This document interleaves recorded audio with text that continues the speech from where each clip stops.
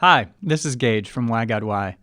We're in the midst of a season titled The Credibility of Christianity, and we are diving into all types of topics like faith and science, politics, diversity, faith and beauty or superficiality, and more. And as we go through this season, we want to hear from you. We're going to do an episode at the very end of the season where we discuss the whole season and respond to listener questions.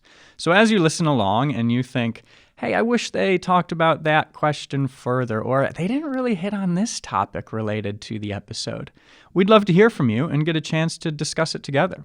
So as you're listening along, if that occurs to you, send your question you'd like us to discuss to peter@browncroft.org. If you're extra savvy, send us a recording of your voice actually asking the question, and we can include that in the episode. We'll only share your name if you give us permission, but we'd love to hear from you. With that, enjoy the episode.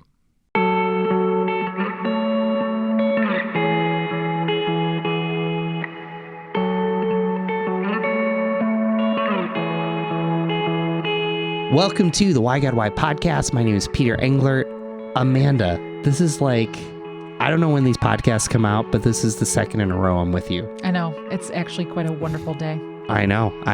Well, we try to have a little fun on the front end because today's question is, why are Christians so hypocritical? Mm-hmm. We have Dr. Nijay Gupta, and he's from Northern Seminary. He's also on the New Living Translation committee to redo that translation. He's an author. He's been on several podcasts, but the reason we asked him is our current series is on the credibility of Christianity, and his new book, Strange Religion, is really kind of a good background to this question. So we'll get into more of that. But Nijay, you're joining the Three Timers Club on this podcast. How does that feel? How does that rank up there in your life? It's exciting. Peter and I go way back, to the old days, many generations ago. And so I'm a legacy guest. So I think I should get like a gold ring or something. I think like when I hit 5, I should get like I think of like Saturday Night Live, the 5 timers. They get a robe, some kind of robe, like a bathrobe. It'll be in the mail. Yeah, it'll be in the mail. You're just gonna get a large question mark. This is why we don't do branding. Well, before we jump into this question, why don't you just give us a little update since our last interview was about a year and a half ago. Tell us what you've been up to and just share a little bit more about yourself. Yeah, I teach at Northern Seminary, so I teach pastors and Christian leaders. I've been at Northern Seminary for a few years. I actually live in Portland, Oregon. Some of your listeners may already remember that. So I don't live where I work, which is weird for some people, but I kind of like it. I get to enjoy being in a town I love here in Portland, Oregon. Last year was a pretty exciting and memorable year for me because I wrote a book called Tell Her Story, how women led, taught, and ministered in the early church. And, you might remember I've written a few books before, but usually they're academic books that, collect dust on the shelf. But that one really struck a nerve. And so I spent a lot of time last year talking with various churches and groups. And it's really gratifying when you feel like you've done something that is generating some really productive conversations. So that kept me busy. And now I have a new book that's coming out in February on how weird Christianity can be and should be and is. I like it. Well, let's kind of jump in because I just kind of want to frame the episode of why we're kind of having you and kind of talking about this book. I think most people today would say Christians are weird because they're hypocritical and they don't follow their beliefs. And I think the premise of Strange Religion is Christians are weird because they actually follow what they believe. Is that kind of a good summary, or, push back on that? Yeah. So part of the hook from my book is, I live in the weird capital of the world, Portland, Oregon.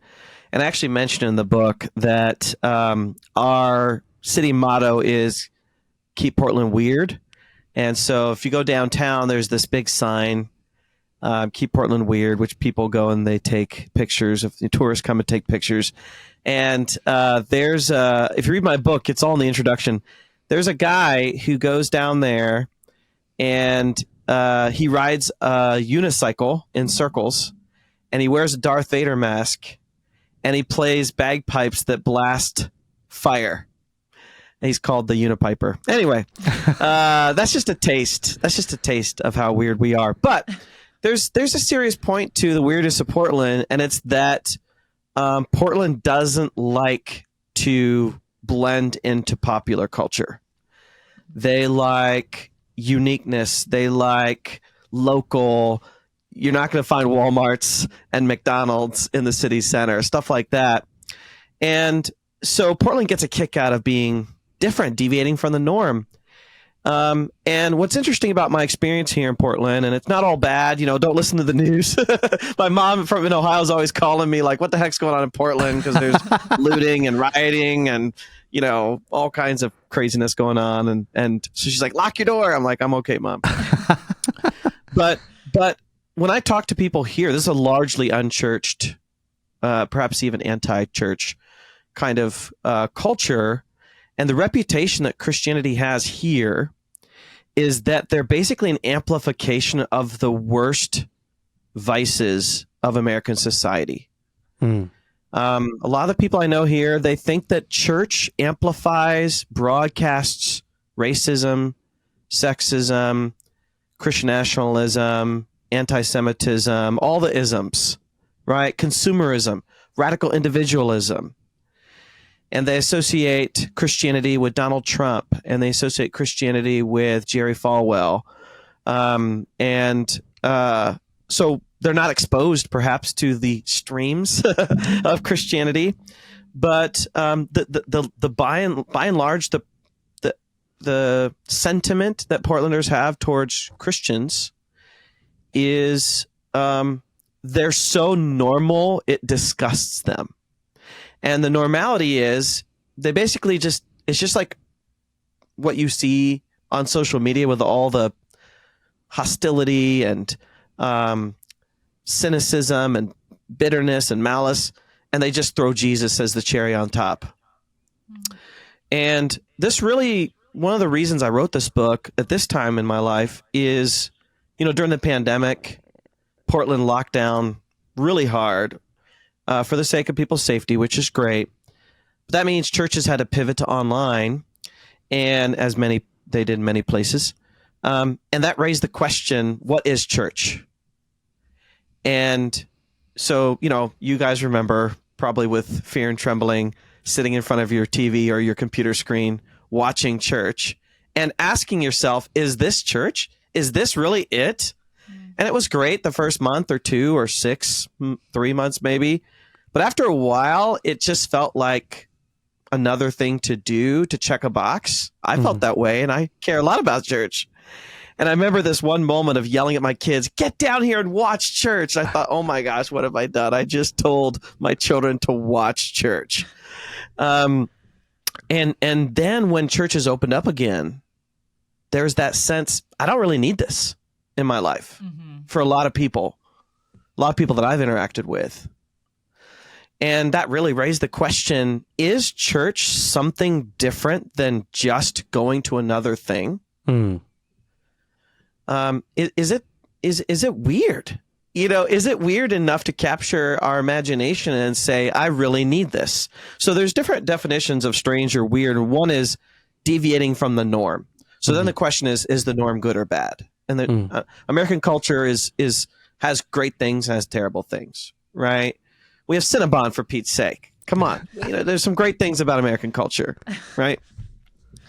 But, we're in a time right now where we're facing a lot of the dark side of American culture. I was sitting with my daughter, who's 12, and my oldest child is going to college next year. And so we were saying to our 12-year-old, what do you want to study when you're in college? And she gave a very honest but very disheartening answer. She said, does it even matter? Will the world still be around in 4 years, 5 years?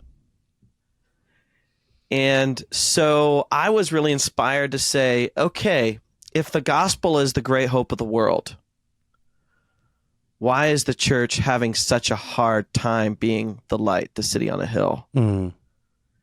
I think that we're not weird in the ways that the very first Christians, our ancestors, were weird, not to be weird, but because they realized the world is completely off track. We need to get back to what it was always meant to be, and that means we have to be willing to deviate from the norm. There's an ancient critic of Christianity named Celsus, and he had this statement, it's in my book. Christians, and I'm going to paraphrase, Christians are so weird that anytime people started to do what they did, they would do something else. Now, that's not true, but I think what Celsus is saying is they were like backwards. It's like whatever society did, they did the exact opposite. And I don't think Christians were actually trying to be weird. I don't think in fact, read the book of Acts, they're trying to say we're good people, we're good citizens, we're going to walk the old ladies across the road, right? We're not going to picket against, politicians and things. But they just marched to the beat of a different drummer, just completely different. And I think what's happening, I'm going to give you, I'm just going to give you the heart of the book, and now I'm not going to sell any copies. Thanks, Peter. I'm going to give you the heart of the book, and then we can talk about details. Here's what I think is going on. And this happened in the early church, and it's happening today. Sometimes what happens in a particular culture or community is they hear the gospel and they retain everything they already had, and they just stick Jesus over it like a blanket or like wrapping paper, right? They basically Christianize non-Christian culture. And because, maybe you don't think to do anything different, and you just sort of, stick the bow of Jesus on it. What the early Christians did, I think about Philippians chapter 3, where Paul talks about losing all things, right? He says, I'm a Hebrew of Hebrews, and I've lost all things. He doesn't actually lose his ethnic identity. He doesn't actually lose his heritage or his language. But he has to give everything away in order to put Jesus at the living center and then reorient all things around Jesus. You get all those things back, right? You get your heritage, your ethnicity, right? But it's got to all be reconfigured because of Jesus. And that's going to be weird, right? It's going to come out differently. And it's going to make you a different person. It's going to make the church different. But when all you're doing is just sticking wrapping paper on it, then that's going to erode so fast that either you're going to blend into the norm or you're going to amplify the worst of society, which I think is what's happening. So, first of all, I pre-ordered the book, and I have an advance copy. So just everybody buy this book. So we're going to take that off the table. But what I think is helpful is paint a picture for us, because I think this gets to this question of Christians aren't credible and Christianity's not credible because of hypocrisy. Let's talk about the early church. Paint a picture. What did they get right in their radical living of the gospel? And then also, what did they get wrong? Because there are letters in the Bible that are correcting. And I think that help our modern listener really process this question and idea of hypocrisy, maybe so that we can apply it for today. Yeah, well, a big part of my book is I want to give an immersive experience of what it would have been like to live in the first century, especially because today the dominant religion in the United States is Christian or atheist, I guess, and then you have immigrants and other religions, but we come with Christendom, post Christendom, but the early Christians didn't. So let me just explain. Roman religion was largely about having these Roman gods like Jupiter as celestial overlords of your state. And the whole point of religion is what I call the pax deorum, which is Latin for to keep peace with the gods. So you just think about being in a colonialized situation where you just want to keep the masters happy and you want to just stay out of their way. And if you can curry some favor, great. But religion wasn't nirvana. It wasn't afterlife. It wasn't Jesus in my heart. It wasn't peace with God. It was like, I don't want laser beams to strike me dead because I've offended the Olympians. Like that was the, I talk about all of this in my book. And Christianity comes along. So if the dominant paradigm religion was basically government, the gods are governors. They're powerful and maybe trigger happy governors, right? What Christianity does with Jesus, being with Jesus, is to shift the model and paradigm away from the hierarchical political sphere to the home. And saying, don't imagine God as a trigger happy magistrate. Imagine God as a loving parent. This would have been completely paradigm shifting. Jews did have this as well, but they were a very private group of people. They weren't out there evangelizing, right? A little bit, but not really. And Christians are out there and they're saying, okay, religion isn't keeping peace with the gods. Jesus Christ did that. Religion is having a personal relationship with God like a child to a parent. We're used to that language, right? Do you have a personal relationship with Jesus Christ? This would have been mind-blowing at that time. So I give the example in my book. Imagine you went to your, bank loan officer, right? You want to run a small business. You need a loan. You say, hey, do you want to have a personal relationship, really get to know each other, talk heart to heart? No, they don't want that, right? Or let's say you're going on trial, a criminal trial, right? You're not going to have a personal relationship with the judge. It's not going to happen, right? It's just not going to happen. Let's say you're in prison. You're not going to have a personal relationship with the guard or the warden. So that's the paradigm that Rome's working with. And these Christians are saying, you could have this heart-to-heart Abba Father relationship with God through the Spirit. This was crazy. Like they had a word for this. It was called superstition. And superstition means dangerous interactions with the gods. And this is the kind of stuff that you could be executed for. We have lots of evidence for this.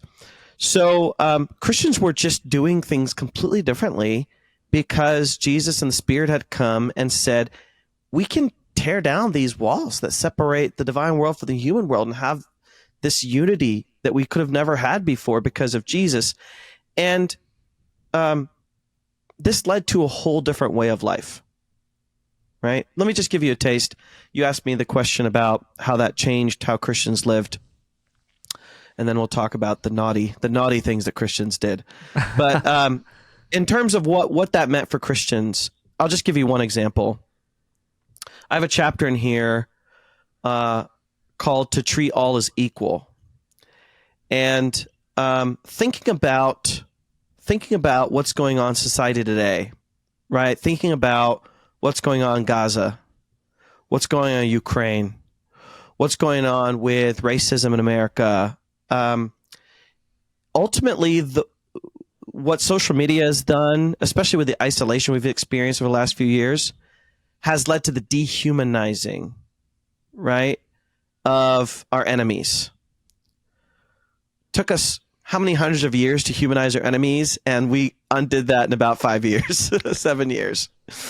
And so I was just watching this wonderful historical fiction show called A Small Light, which is about the family that hid the Anne Frank family. And I tell you what, guys, I'm watching this show, wonderful show. It's on Disney Plus. Liev Schreiber plays Otto Frank.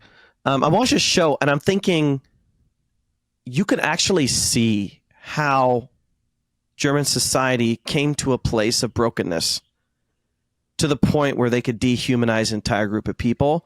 And honestly, maybe with just a touch of exaggeration, I actually think that we're creating those same conditions today. where dehumanization, it's using completely different means, right? We're using technology, and misinformation and all of that. But I'm seeing that same kind of dehumanizing effect. And when I go back to the early Christians, they lived in a society that was drastically and intentionally not equal, right? So Roman society was like a big pyramid. And at the top, you had the few, you had the Olympians, you had demigods, you had the emperor, you had senators, equestrians, people of the elite class.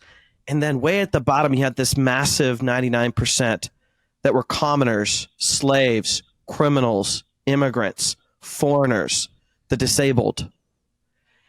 And Roman society reinforced what's called stratification, keeping people in these layers that you couldn't actually cross or couldn't cross very easily. And the idea of equality was actually really dangerous in Roman society. There's a famous letter from Pliny to one of his friends where he warns this military officer, don't be chummy with your inferiors. And he's like, I know what you're doing. You're trying to get good favor with your subordinates, but you're blurring the lines of power. You need to and he has this famous line where he says, the appearance of equality is one of the most unequal things in society. He's basically saying equality is too dangerous because not everybody deserves to be treated the same way, and it'll lead to anarchy. Imagine if you started treating slaves like they were on equal level with you. It's going to lead to anarchy. And then you have Jesus and you have the early Christians, and they repeat the same phrase, God shows no favoritism. In Old English, God is no respecter of persons. And I try to figure out, one thing I try to do in the book is not use Christianese so I can get you into this Roman world. So I translated that as God treats all as equal. This is one of the most dangerous things you could do in society. Just think of the anarchy if we did this on airplanes, right? No matter how much you spent, we're just going to do a lottery and then certain, random people get into first class. Think about how upsetting that would be to people, right? I'm not against that. I would love to get that once in a while. But think that's the way Rome thought, is we can't do that. You can't roll the dice. But Christians had this crazy idea because of Jesus that everybody has the exact same equal value. We call this social economics, right? So their theological social economics was radically subversive. So let me give you just a couple examples. James, book of James. If you want to upset your church, preachers, preach through the book of James.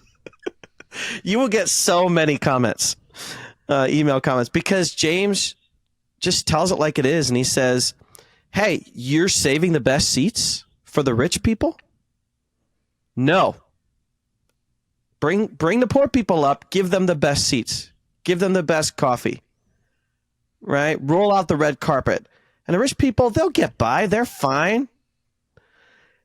This is not the way Roman society works. You can't do that. But the Christians were saying, no, we're doing it. Or Jesus's parable of the great banquet. He invites people to this great celebration, this great dinner party where you're supposed to show off how important you are, and people snub him. He invites these people, they snub him. And so instead of trying harder, he says, screw it. Let's take the food out to the streets. Let's give it to the least of these, the homeless, the people, children sitting around. Give them the lobster. Give them the creme brulee, right? Give them all the best food. This is just something you don't do in Roman society. You just don't do that. And that's what I mean by weird or strange, is they snubbed kind of just the way things are in order to follow the radical value system they had. Last example, Paul's letter to Philemon. So Philemon is a Christian slave master and Onesimus is a Christian slave. And they had some estrangement.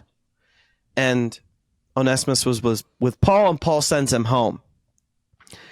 And do I wish that Paul said, hey, free your slave? Yes, I wish that Paul said that. He doesn't say that. We could talk about that later. But what he does say to Philemon is welcome him back as more than a slave, as a beloved brother. So he's disorienting, destabilizing this notion of the lines and differences between family and slaves. And secondly, he says, welcome him as you would welcome me. Now you got to remember, at this time in history, Paul is like royalty in churches. Like, think about 1 Corinthians, right? I'm of Paul and I'm of Apollos. Like, Paul's a big deal, right? He has a following. He's got groupies. You know, when he shows up, right, you put out the good plates and good cups. And he's saying, treat this slave that you've had a beef with just like you treat me. And I think about the parable of the prodigal son, where the father says, kill the fatted calf, get the robe, get the gold ring. So I think Paul is saying to Philemon, hey, what would you do to a bad slave? Beat them. Put a runaway collar on them, which they would actually do sometimes. Sell them to possibly a worse situation. Send them off to a farm where they would never be seen again, and they would just work grueling days and nights. Most likely it's beating. But what does Paul say? No, treat him like a VIP.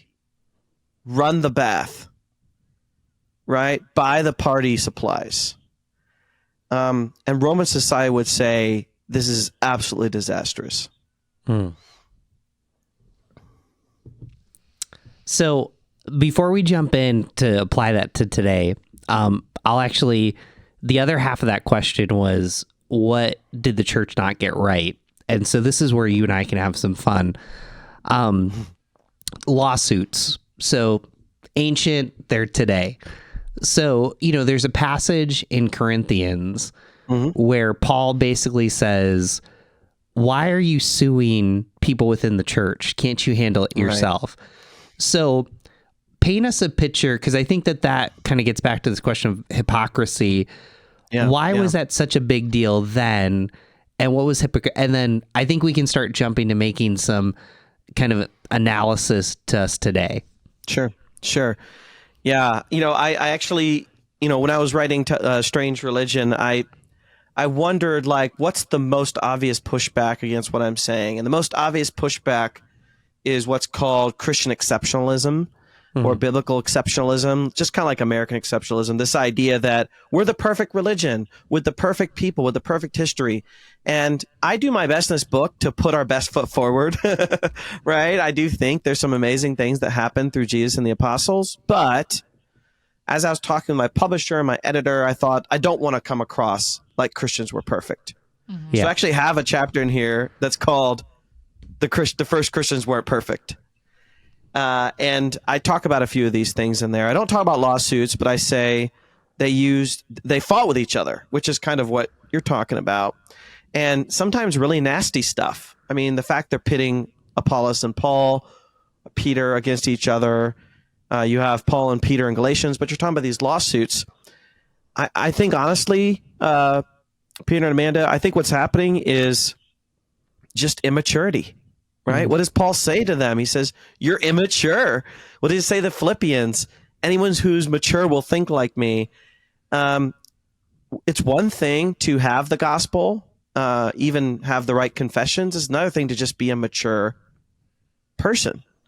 Right? I cringe when I look at my 17-year-old self.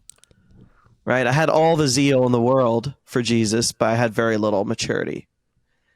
And I wonder what I'll think about myself in 30 years, right, when I look back. So you just have Christians who are dunking on each other, right, who are maybe using wealth to manipulate each other. And, it's like the old saying goes, power corrupts, absolute power corrupts absolutely.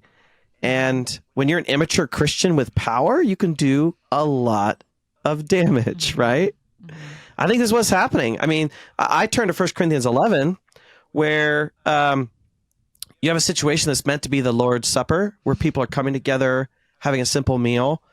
They were turning it into a banquet where they could prove their importance over and against others.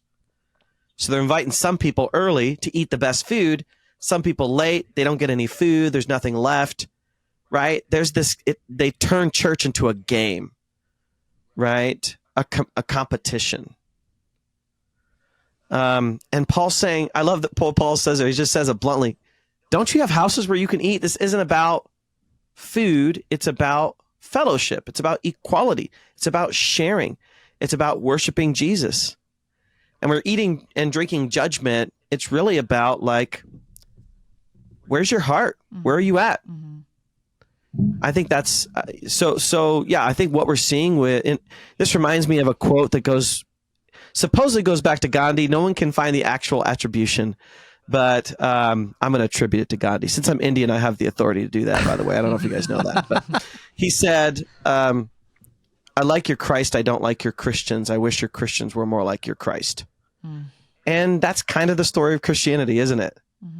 That we have a perfect Savior. We are imperfect. But as Paul says in Philippians, we strain for what's ahead and forget what's behind. So let's come to today, because I think all of that background is super important. And that's why I think whether you're deconstructing, whether you're a skeptic, a book like this is powerful, because before you completely deconstruct, it's important to see what the first century church was like, the good, the bad, and the ugly. So as you kind of think about the year of our Lord 2024, America, we have an election coming up. There's a lot of worry and anxiety. There's also, there's fundamentalism. So there's fundamental conservatism, fundamental progressivism, and somehow lost in all of this is, the message of the gospel and how it impacts us and how it brings together a group of difference. And so I guess as you look at the issue of hypocrisy and the credibility of Christianity, what's all at stake this year that you're most concerned about? Yeah, that's a lot, but it's really important because I do think Christianity has a reputation issue in America that we need to deal with. And I think we need to have enough concern about it that we're willing to come together with others and say, what are we going to do about it? So I'll mention a couple things. One thing is the importance of transparency and authenticity. I think at the heart of hypocrisy is putting on a face, right? So the biblical language of it comes from Greek, and it means to put on a mask, right? To play act. And so we got to take the masks off. That requires sacrifice. We have to sacrifice the kind of sheltering that might feel like protects our reputation. Right, things like NDAs. My colleague Scott McKnight has been a big critic of churches that require victims to sign NDAs, because NDAs put a cover on what should be exposed. Right, we gotta let the light touch things. And so I think transparency. Right, it's really interesting when you think about like companies, like businesses, and think about like. I'm 40 something. Think about when I was a little kid, like we didn't know the ethics of the company. Nobody knew those things. We didn't know who the CEO was. And now with social media, with the internet, we know everything about everything. Right. So people are going to find out anyway. So just let the cover off, show what's there. Right. So we have to get over, I think we have to get over the idea that I'm protecting Christianity, that my hiding things is somehow protecting Christianity. Let Jesus do that. Let the Spirit do that. And if I have to fall on a sword, okay. I did a study of Philippians a few years ago. One thing that really amazed me about Paul is he's sitting in prison, middle of the letter, he starts talking up Epaphroditus and Timothy. And scholars for ages have thought that should be at the end of the letter. But the reason it's in the middle letter, and I learned this from a scholar named Fred Craddock, the reason it's in the middle letter is Paul is preparing this church for the possibility of Paul's demise. He's saying there are great leaders waiting in the wings. You have great leaders like Epaphroditus. I have another apostolic partner like Timothy, and they're waiting. And if I go, they're coming in. They're getting in the game. They're coming off the bench.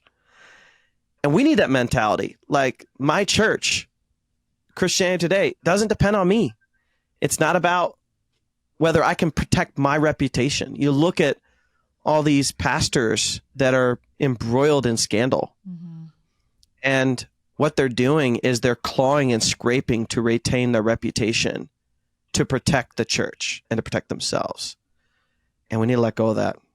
We need to say, I need to step aside. I'm you know, and the church is going to be fine, or God's going to make a way for it to be something else, this particular church.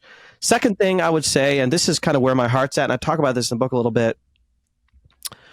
I recently watched a YouTube video about an ex-neo-Nazi, modern ex-neo-Nazi. And one thing that really fascinated about that was just how this neo-Nazi movement drew people together on the premise of hate. He said, our whole ideology is hate. We hate everybody. Doesn't matter if you're Jewish, Muslim, whatever. We hate everybody. An ideology of hate. And at the same time, I was listening to a media specialist that worked for a Christian organization. And she's not a Christian.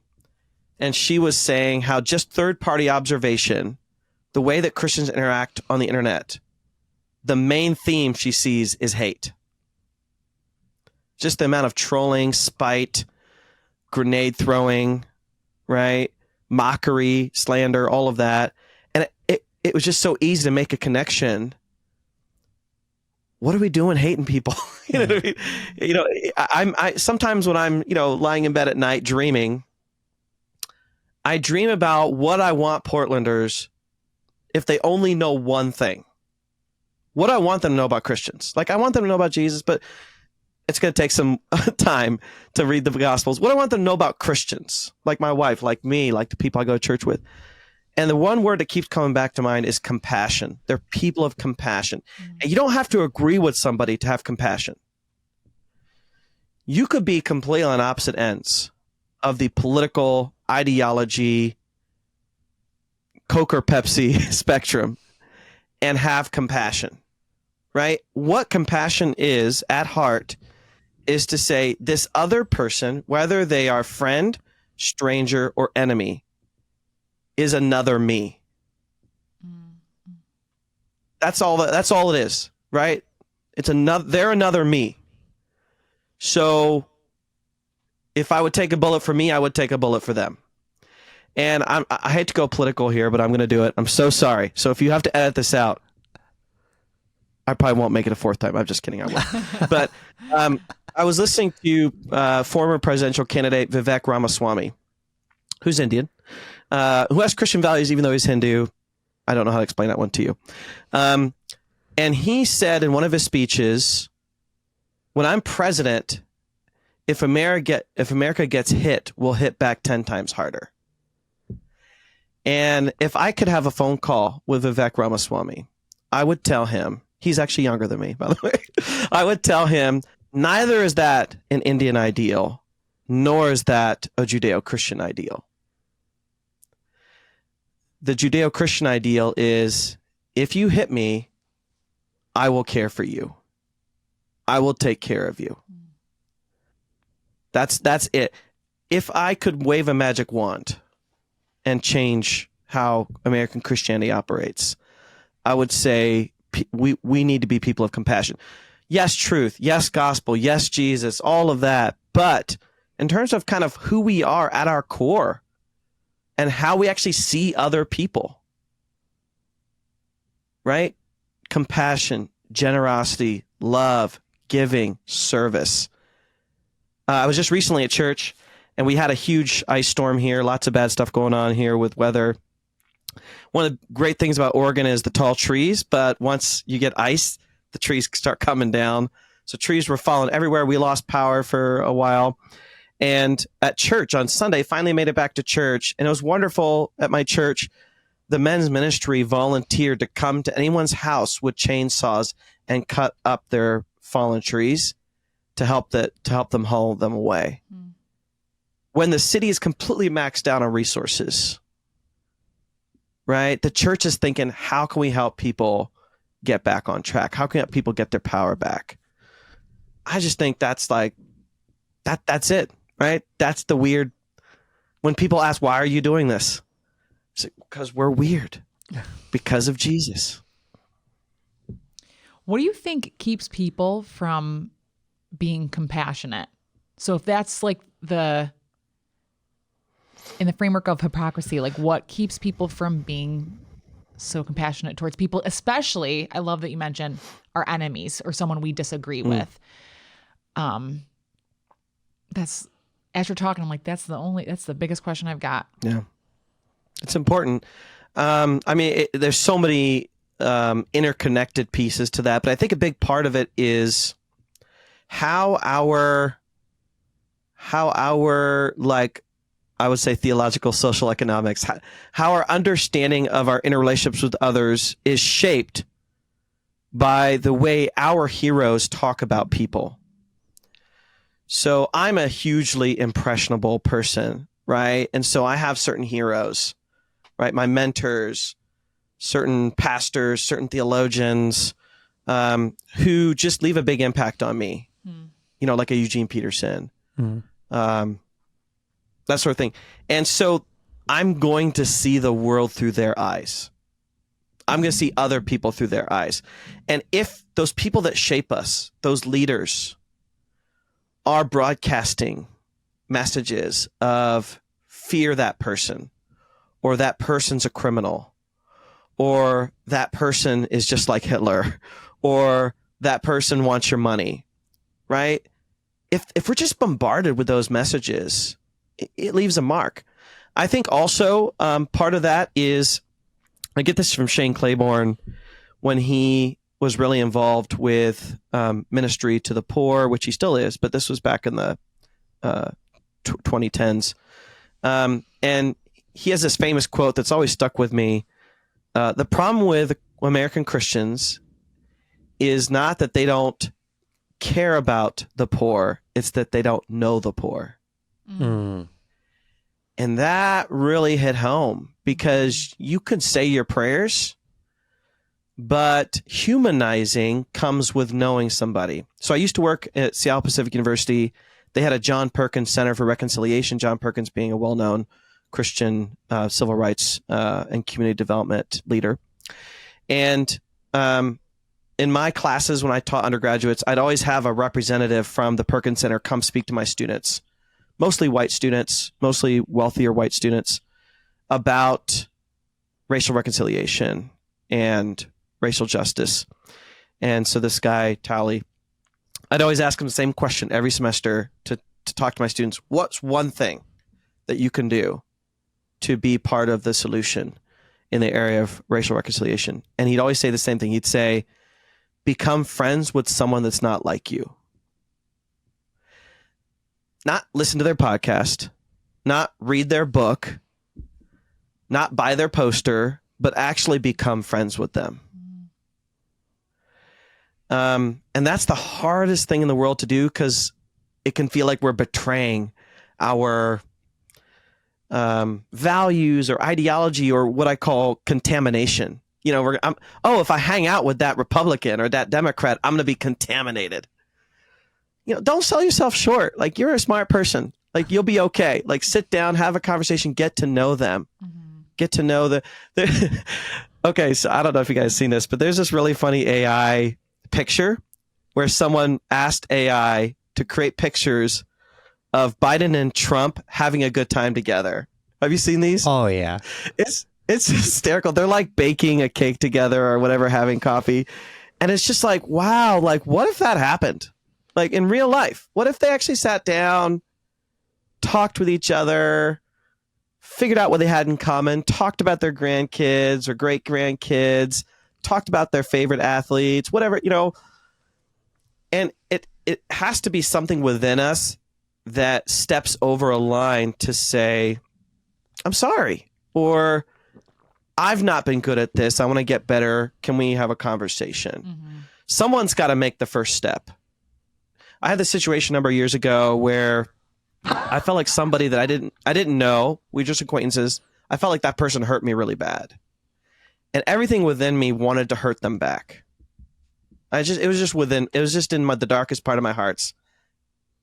It would keep me up at night. I had so much animosity there.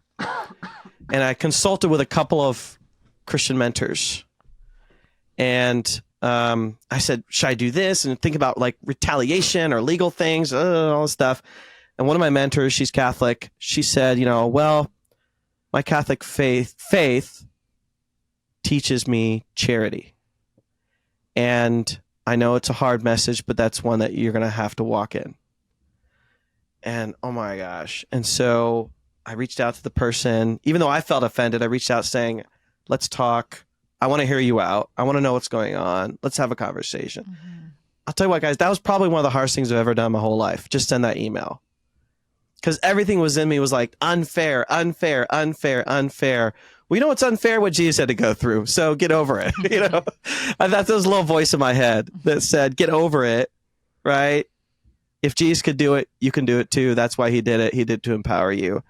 So, man, I want to say it's hard to practice, but I think the truth is Christians have to be the first one to cross the line to make friends with our enemies, or to at least show compassion. There's a theologian named Miroslav Volf. He talks about the challenge of reconciliation, and he says, a victim should never be in a place of making the first move of embrace, because that can be dangerous. But what they are called to is the will to embrace. And I love that, because you're saying the final goal is friendship, even if it doesn't happen. That's the final goal, is friendship, or at least peace, right? Mm-hmm. And what I see from Jesus, what I see from the early Christians is they didn't wait for someone else to lead the group. They didn't wait for, we'll wait for the people of that religion or that tribe or that city. Said, we're going to be first to do this. We're going to be the first to do this. That's what it means to be weird. Many times, you're going to be the first person to do it.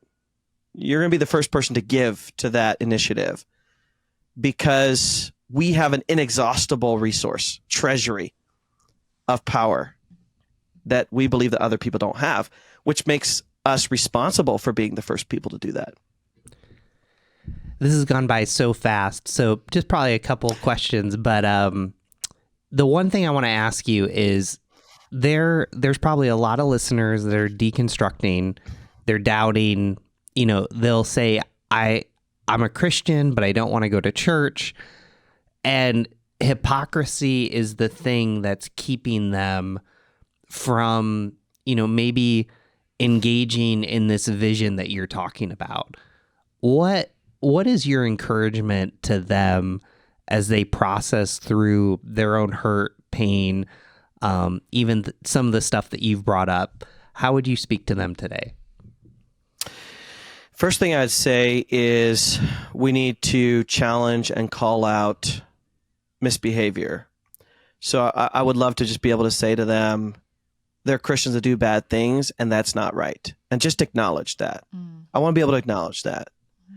And that there's abuse of power, there's spiritual abuse, there's incompetency. I think a lot of our problems are incompetency, but that's not all of it. And so just first saying that, I think, is really powerful, just to say your experience shouldn't have happened. The way that person treated you shouldn't have happened.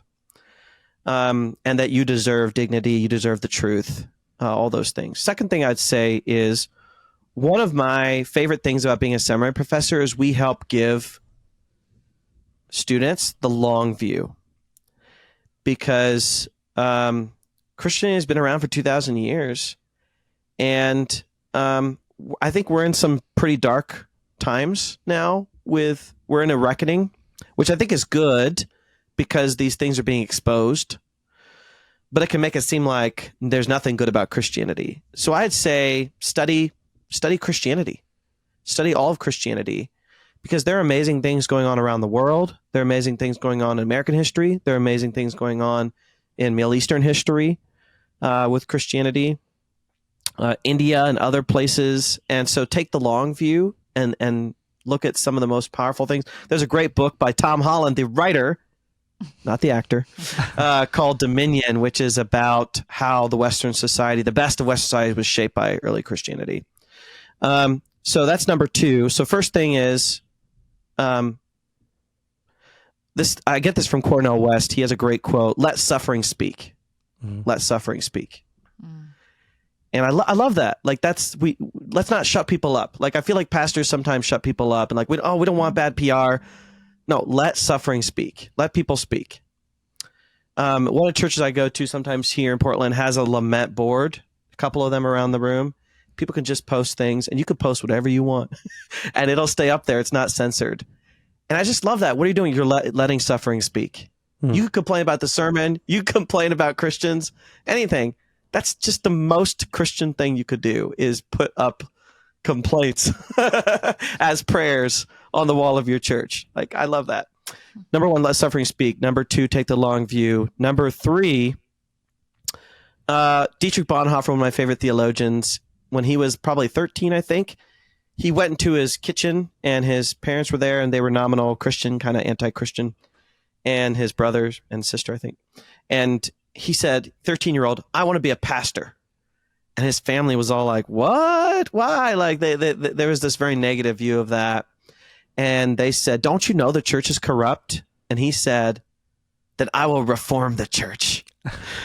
And so I would say number 3, like, be a part of the solution. Like, I have students who have been hurt by the church, and they've created ministries, new ministries, to talk about the brokenness, to talk about the difficult things. And then number 4, go back to the basic building blocks of faith: prayer, scripture reading, and gathering together with the believers. If you need to get away from traditional church, I think it's okay. If you just want to gather with a few believers, people you trust, people that are safe for you, and just pray simple prayers, pray the liturgy of the church, read the Gospels, read the Psalms, and just take it slow, right? The worst thing you can do is to freeze out Jesus and not talk to him. He can handle your anger. He can handle your lament. He can handle your complaints, your doubts. And then he says, like he said to Thomas, "Come take a look," right? He didn't say, "How dare you?" He says, "Come take a look." So I'd say stay connected to Jesus and lean on believers you trust who have, at the moment, a stronger faith than you. Nijay, this is great. If I had a physical copy of your book, I'd hold it up, but I'm going to hold up my laptop because I get the PDF. Oh, there it is. Here it is.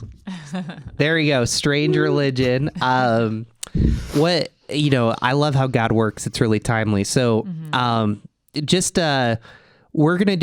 do a new thing called Final Remarks. So it's basically the same thing as we always do. Amanda and I are going to go, and you'll mostly have to just clean up what I said when both of us are done. You get the final word. Sure. Does that sound good? I'll do it. I'll take it. So I'll go first. Go ahead. Okay. I had mixed feelings about being a part of this conversation because I know and can recognize that I myself can be and am hypocritical. Like, I think about things I've done in the past that I wish I hadn't at all. And when I look at the question of why are Christians so hypocritical, I think immediately because we're imperfect. We're not like Christ as much as we should be, but yet we're striving to be. It just pains me to think that our hypocrisy has hurt so many people to the point where they don't follow Christ and have no desire to at all. Which I think is why it drew me in to have the conversation and be a part of it. Because my hope would be that through this question and us admitting that we're not perfect, people would come to know him, and there would be overall in the body of Christ a seeking to heal and make things better. So I appreciate the last snippet, all of it, especially the last bit that you said about how to talk to the person who is struggling, seeking, or just really deconstructing their faith, because honestly, I think that's very necessary with how myself, the church has been in the past, and I hope for better. Thank you for that authenticity.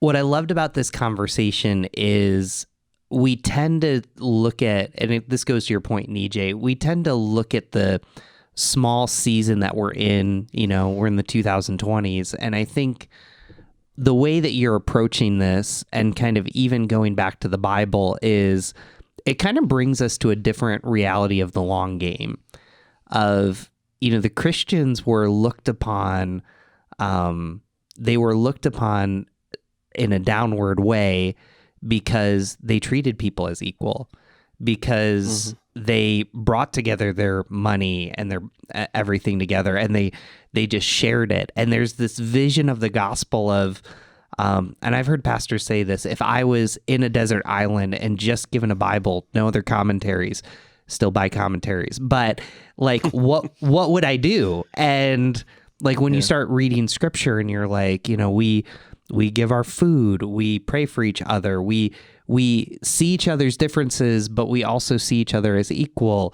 We treat people with kindness and respect. We actually go to the people that disagree with us the most. And I think that in seeing that vision, it helps us have a better understanding of not just what's wrong, but maybe the hope for what Jesus is painting and doing in America today. So I'm really glad the way that you're framing this conversation, but also just bringing us back to the roots of Christianity, because I think every once in a while, probably more often than not, we need to be brought back to the reality of the early church, not just what they did well, but also what they did wrong, and where does that relate to us today? How are we living out our faith in ways that are winsome, inspiring, and influential to a dark and broken world around us?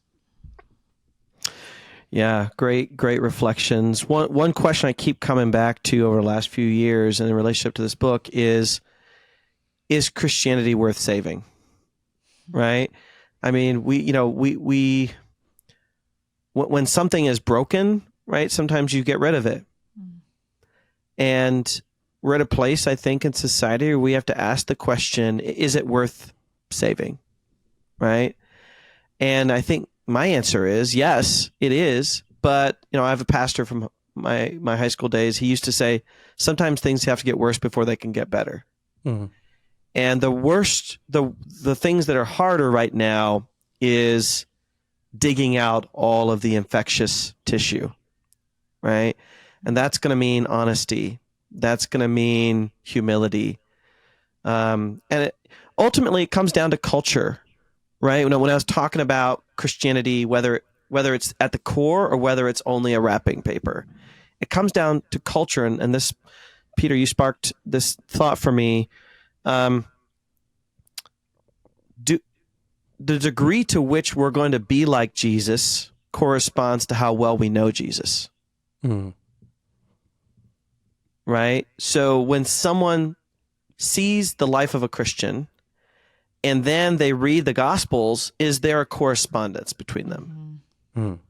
Or is it like, wait, why does that person act that way? And then Jesus talks about this. We want there to be correspondence. So part of my job is let's get people back in the Bible. So those people, last remarks, that are feeling discouraged, open up the Gospels. I'm going to sell you on the Bible Project right now. They're doing several months on the Sermon on the Mount, Matthew chapters 5-7. That's a great place as a haven for those who are struggling with Christianity. Spend some time with the Bible Project. Spend some time in Jesus's most famous teachings. I call them his greatest hits. And how much those teachings have actually transformed Western society in terms of what our values should be and what our values have sometimes been. And I hope you will find encouragement in that. Nijay, where's the best place people can find you to follow you?